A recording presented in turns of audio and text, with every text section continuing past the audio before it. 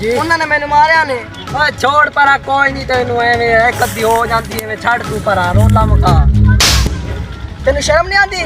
ਤੇਰਾ ਹੱਕ ਬਣਦਾ, ਤੂੰ ਮੇਰਾ ਵੱਡਾ ਭਾਈ ਹੈ, ਤੇਰਾ ਹੱਕ ਬਣਦਾ ਤੂੰ ਮੇਰੀ ਹਿਫਾਜ਼ਤ ਕਰੇ। ਇਹ ਕੰਮ ਤੂੰ ਉੱਥਾ ਕਰਨਾ ਹੀ, ਤੂੰ ਹੁਣ ਚੱਲ ਮੇਰੇ ਨਾਲ, ਇਹ ਕੰਮ ਤੂੰ ਉੱਥੇ ਕਰੀ ਜਿਹੜਾ ਹੁਣ ਮੇਰੇ ਨਾਲ ਇੱਥੇ ਕੀਤਾ ਹੀ ਨਾ, ਇਹ ਕੰਮ ਤੂੰ ਉੱਥੇ ਜਾ ਕੇ ਕਰਨਾ ਹੀ, ਠੀਕ ਹੈ? ਇਹ ਕੰਮ ਕਰਨਾ ਹੀ ਤੂੰ।